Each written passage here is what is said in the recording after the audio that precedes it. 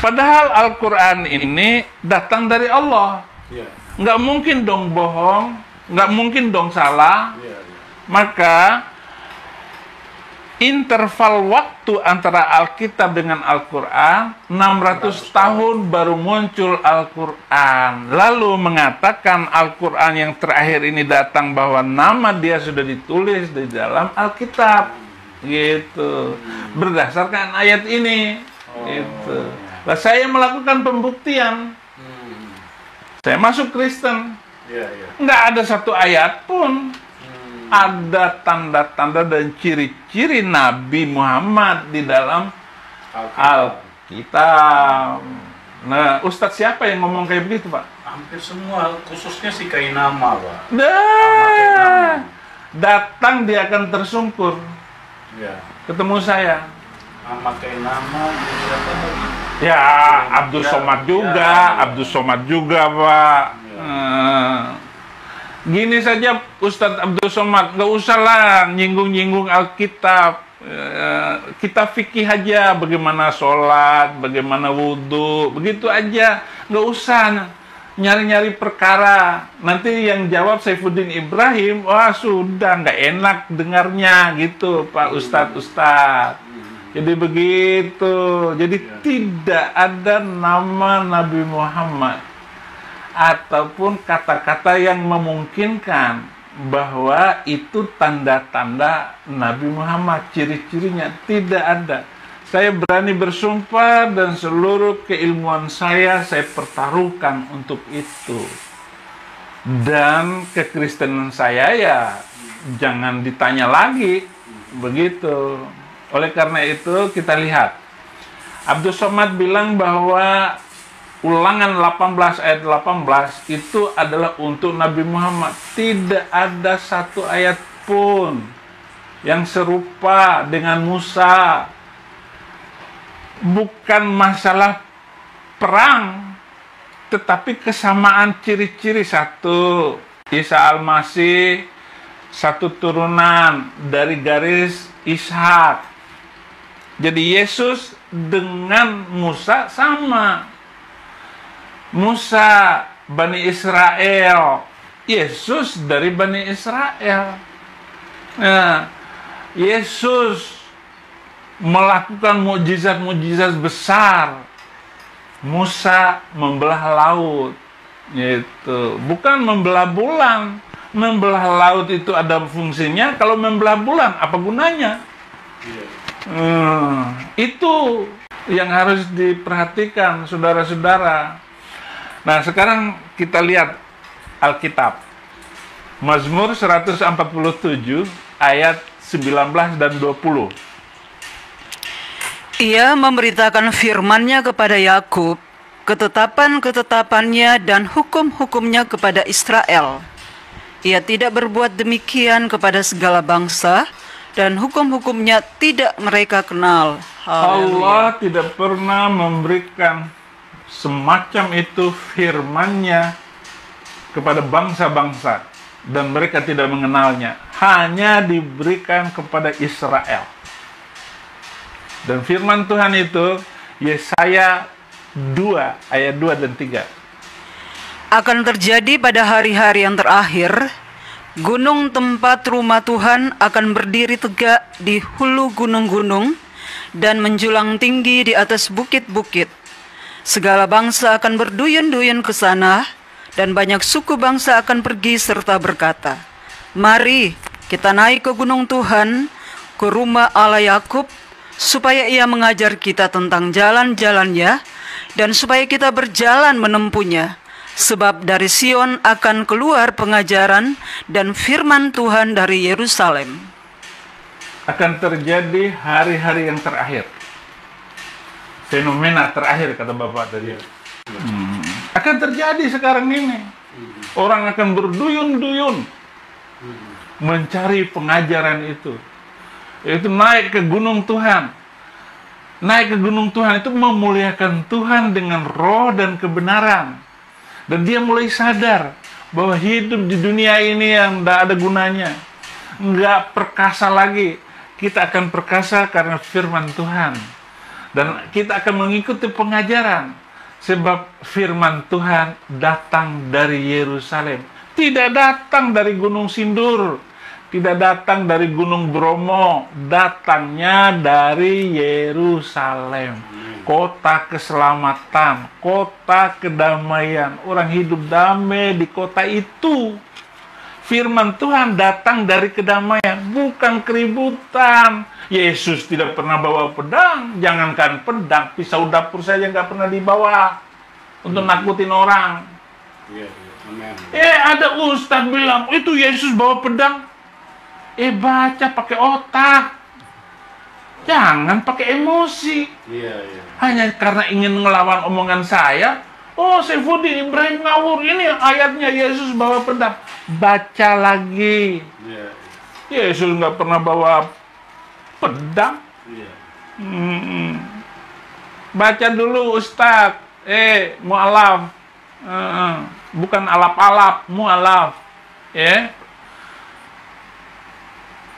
Jadi firman Tuhan datang dari Yerusalem. Yang ketiga, firman Tuhan itu hanya dipercayakan kepada orang Yahudi, kepada Israel. Roma 3 ayat 1 dan 2. Jika demikian, apakah kelebihan orang Yahudi dan apakah gunanya sunat? Banyak sekali dan di dalam segala hal. Pertama-tama, sebab kepada merekalah dipercayakan firman Allah. Hanya Yahudi yang dipercayakan firman Allah. Mana ada kepada bangsa lain? Tidak ada. Kalau ada, saya ikut lagi agama itu. Saya masuk dengan tulus dan murni hati dan tidak dipengaruhi oleh siapapun. Sama ketika saya masuk Kristen, tidak ada yang mempengaruhi saya. Tetapi luar biasa firman ini yang membuat saya terpukau dan terpesona dengan keindahan, kebaikan, kasih yang datang dari orang Yahudi. Amin. Itu Yesus Kristus. Haleluya. Yohanes 4 ayat 22. Kamu menyembah apa yang tidak kamu kenal. Kamu menyembah apa yang kami kenal, sebab keselamatan datang dari bangsa Yahudi. Keselamatan datang dari bangsa Yahudi. Enggak bisa datang dari... Bapak asli mana, Pak? Sulawesi. Saya juga sudah ke Sulawesi. Sudah ke Sulawesi. Enggak datang dari Sulawesi. Sudah harga mati ya, Pak ya? Bangsa Yahudi ya. Yahudi datang keselamatan. Bangsa lain datangnya kecelakaan. Itu celaka melulu. Tetapi Yahudi mengajarkan yang luar biasa. Yang bikin lampu sorot ini Yahudi. Thomas Edison. Yang membuat laptop Yahudi. Yang bikin apa? Yahudi. Bikin pesawat terbang Yahudi. Lah kalau nggak ada Yahudi yang bikin pesawat terbang, naik haji pakai onta, nggak bisa. Jadi Yahudi datang keselamatan dari segi dunia saja. Amin. Yang bikin HP, yang bikin Facebook, Yahudi semua. WA, Yahudi. Yang menemukan WiFi, Yahudi, wanita lagi. Gitu. Bukan menemukan kucing. Kalau kucing mah sudah ada dari dulu. Jadi keselamatan datang dari bangsa Yahudi. Nah, inilah yang saya perhatikan yang luar biasa dari firman Tuhan ini. Wahyu 22 ayat 18. Aku bersaksi kepada setiap orang yang mendengar perkataan-perkataan nubuat dari kitab ini. Jika seorang menambahkan sesuatu kepada perkataan-perkataan ini, maka Allah akan menambahkan kepadanya malapetaka-malapetaka yang tertulis di dalam kitab ini. Ya. Aku bersaksi kepada semua orang yang mendengar tentang firman Tuhan ini, yang membaca tentang ini, yang menambahkan nubuatan-nubuat di dalam Alkitab ini, maka dia akan kena malapetaka seperti yang tertulis di dalam kitab ini. Jadi ada orang yang kena malapetaka, ada orang yang kena berkat dan kebaikan. Itu Yesus itu masuk di atas kayu salib bukan kena malapetaka. Bukan.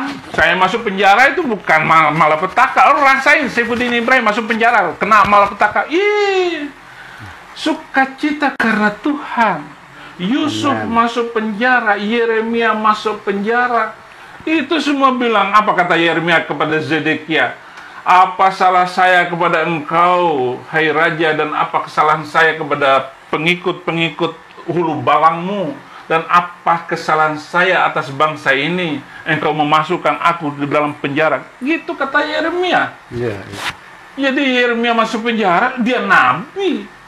Dia utusan Tuhan. Dia memberikan penerangan kehidupan berbangsa dan bernegara, saling mencintai sesama manusia, nggak boleh menipu orang, nggak boleh mencuri, nggak boleh maling, nggak boleh ngerokok sekalipun. Kalau ada orang Kristen ngerokok, saya semprot ambil rokokmu, saya taruh di tanah, injak itu rokok, diinjak, supaya kapok ngerokok di depan saya. Itu. Saya bilang begitu. Saya merokok aja enggak. Saya membantu pemerintah untuk mencintai hidup yang bersih, mencintai sesama, mencintai karunia Tuhan, semuanya ini.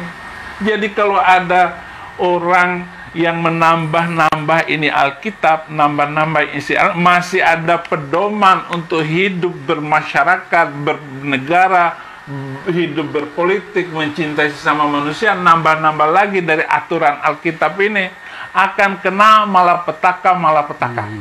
Dan negara-negara yang tidak memakai kitab suci, yang tidak memakai Injil, itu berantakan semua, Pak. Itu ada yang lari ke Syria, orang Syria lari ke Amerika, ke Eropa, ke Australia, kabur semuanya. Bukan 1-2 orang kabur, banyak.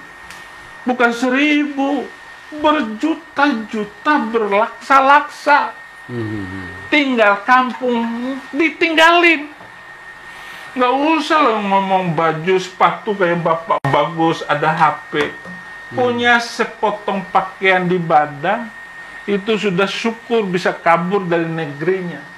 Lah kita ini negara aman sentosa, jangan diributkan oleh agama. Itu makanya firman Tuhan ini luar biasa, luar biasa. Jadi terima kasih atas pertanyaan ini. Ya Pak. Dan memang ini penting sekali supaya umat Tuhan bisa bisa jelas ya Pak ya. Dan jadi tidak ada simpulannya gitu. Ya, itu Pak Saifuddin Ibrahim sudah memberikan penegasan bahwa di dalam Alkitab tidak terdapat sama sekali yang dimaksudkan oleh ustadz-ustadz bahwa di dalam Alkitab itu ada nama Muhammad. Itu sama sekali tidak benar. Dan ini kiranya menjadi terang.